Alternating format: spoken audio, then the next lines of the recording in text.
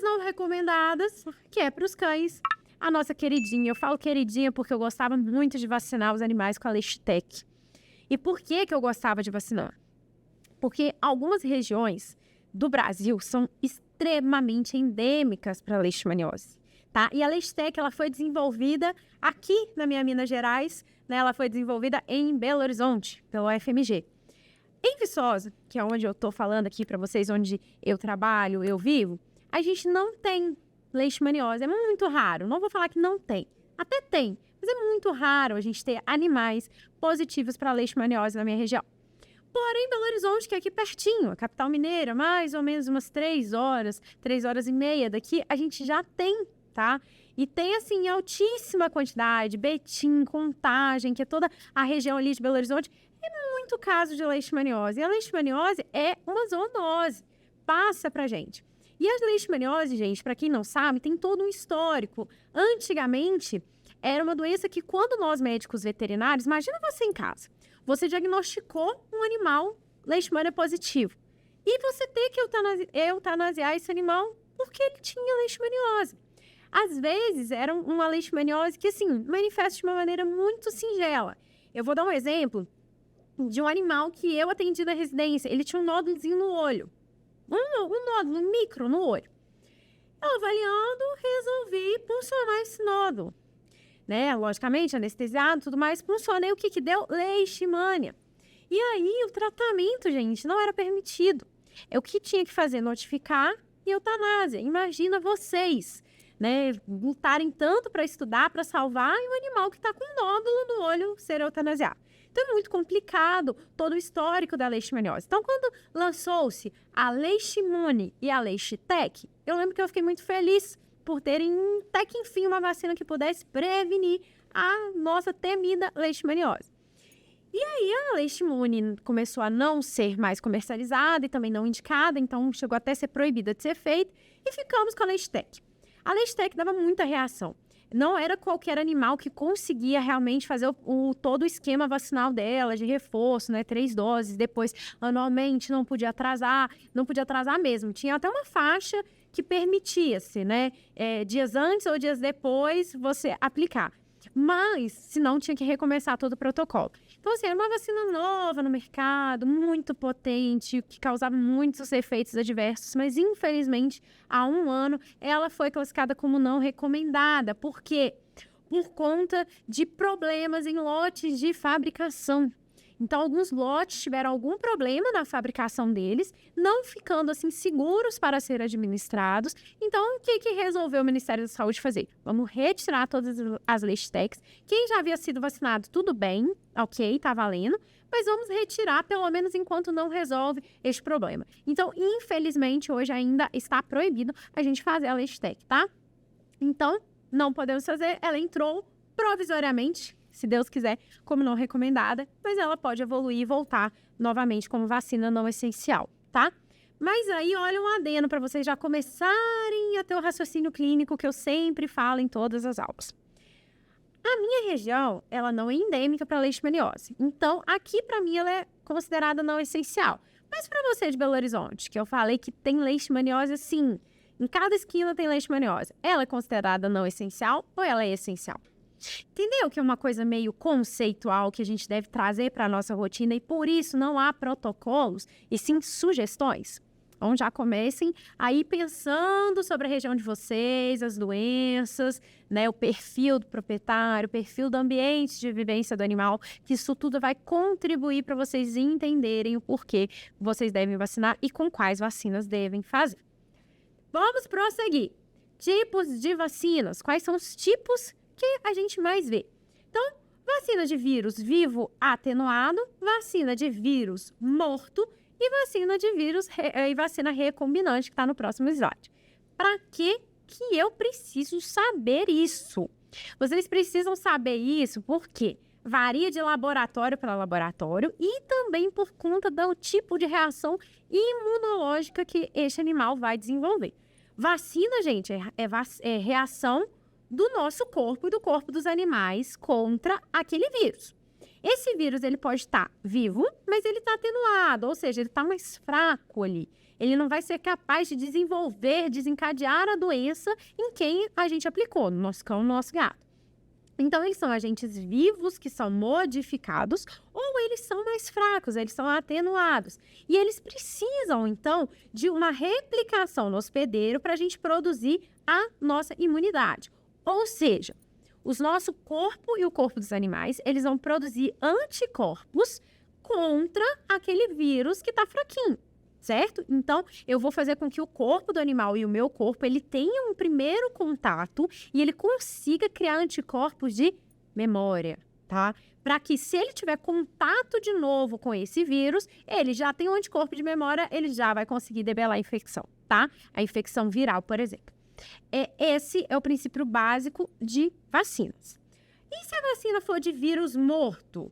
E aí? São agentes, vírus, né, inativados, mortos, e eles precisam, na vacina, precisa ser aplicado junto com ela, tá? Isso já vem de fábrica, tá, gente? Vocês não precisam preocupar com isso.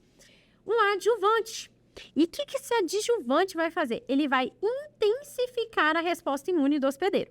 Então, ele vai como se fosse assim, eu aplico essa vacina de vírus morto, o vírus está morto. O meu sistema imunológico, ele vai responder.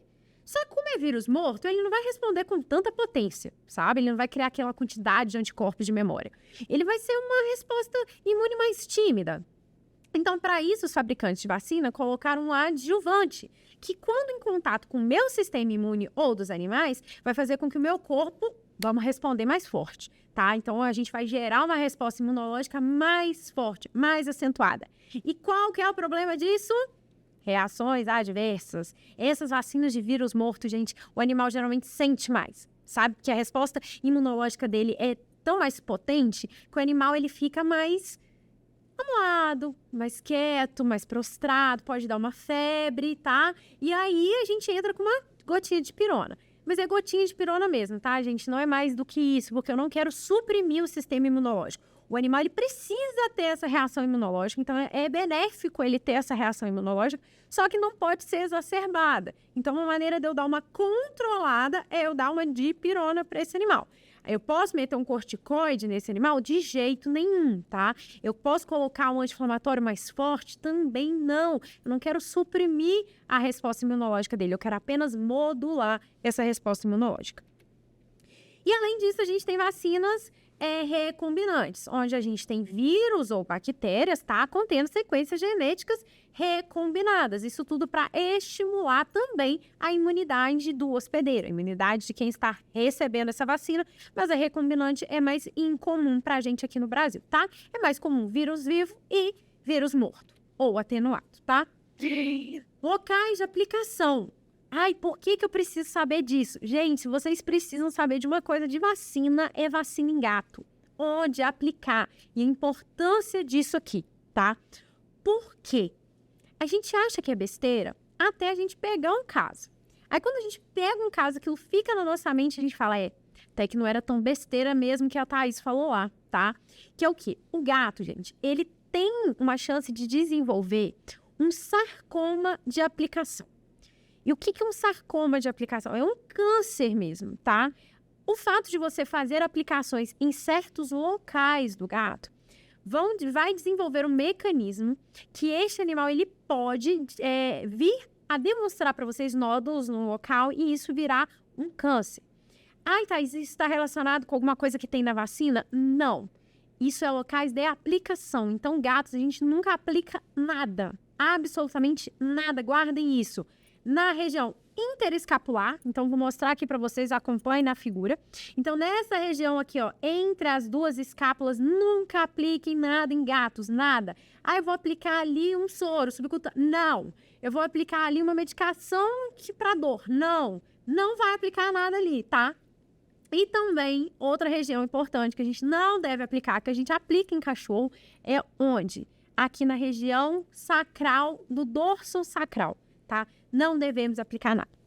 Ai, mas eu vi na televisão, lá no Dr. Paul, que passa no Animal Planet, ele aplicando aqui, ó, interescapular. Certo, tá? A gente tem uma tendência, tá? haver esse tipo de situações, mas não é porque a gente vê que a gente vai replicar. É equivocado. Não devemos aplicar. Olha que eu ainda coloquei outras imagens. Nessa região aqui, gente, não devemos aplicar, tá? É proibido aplicar. Proibido. Vetei. Não pode, não vai aplicar. E onde a gente vai aplicar? Extremidades, tá? Eu sei que é difícil, gente. Eu sei. Eu também faço vacina, tá? Eu sei que é muito difícil aplicar em membros e ponta de cauda. Nossa, Thaís, ponta de cauda quase não tem nada. Não tem pele para eu puxar e aplicar. Patinha do gato é super delicado, né? Mas o gato tem uma pele que dá para esticar bastante, né, gente? Então, assim, vamos nos apegar a isso. Eu sei que é complicado, mas tem que ser feito, tá? E tem que ser feito ou nas patinhas ou na pontinha da cauda. Por quê? O gato não está isento de desenvolver sarcoma de aplicação nesses pontos. Mas de uma maneira bem prática. É um tumor maligno, tá? Altamente metastático, que leva à morte. Se o gato, porventura, desenvolver um sarcoma de aplicação nesse membro pélvico aqui, o que eu, Thaís, vou fazer? Amputar. Nossa, mas você vai amputar esse membro? Sim, gente, sim. Porque é um tumor muito maligno, que tem uma infiltração celular muito grande e eu preciso tirar com margem. Então, esse é o principal motivo que a gente faz em patas e em cauda. Parece um pouco cruel, um pouco assustador, mas é a verdade, vocês precisam saber disso. Porque eu já peguei sarcoma de aplicação bem aqui, ó, no flanco do animal. E a gente, por mais margem cirúrgica gigantesca que a gente tirava, o câncer sempre voltava, tá? E ali eu não tinha mais como tirar a margem, fazer reconstrutiva, a gente fazia o flap, né, para poder cobrir ali a região, voltava o câncer. Aí a gente via pequenininho, tirava uma margem gigantesca, porque gato tem pele, voltava o câncer. Então, assim, gente, é horrível. Então, nesses casos, se for na pontinha da cauda, a gente amputa a cauda. Se for na pata, a gente amputa a pata, tá? Cachorros, nós não temos esse problema, tá? Então, cachorros, a gente pode aplicar. Eu preconizo aplicar sempre aqui na bundinha, tá? Nos membros pélvicos dele. Lembrando que a gente nunca deve aplicar, gente, 2 vacinas no mesmo local, tá? Nem junto na mesma seringa e nem no mesmo local. Alguns proprietários vão virar para vocês e vão falar assim, nossa, doutora, mas 2 vacinas? Eu até brinco, sim, uma em cada bundinha. Ah, mas não tem como misturar as 2 e dar junto? Não, não tem como, tá? E também dar uma do ladinho da outra, pertinho, também não tem como. Por quê? Porque o que a gente preconiza, gente, é drenagem de linfonodos diferentes. Então, a gente tem aqui um cachorro. Ai, meu Deus, eu e meus desenhos. Nossa, e esse ficou muito ruim. Mas esse daqui é uma pata da frente, essa patinha de trás, essa é a cauda. Cachorros. Lembra, a gente tem os linfonodos aqui poplíteos, a gente tem os inguinais aqui também na virilha do cachorro. Então, eu aplico sempre num lado para poder ter essa drenagem aqui para esse linfonodo e no outro lado também para ter outra drenagem de linfonodos. Então, o importante é ter drenagem de linfonodos diferentes. Eu posso aplicar no membro torácico de um lado e no membro pélvico do mesmo lado? Não teria problema em cães, tá? Posso aplicar na bundinha direita, na bundinha esquerda? Também não tem problemas. Posso aplicar um no membro torácico, outro no membro pélvico? Também não tem problema.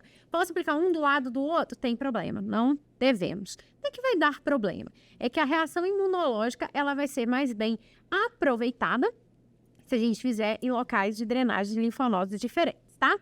Para assistir mais conteúdos como este, se inscreva em nosso canal.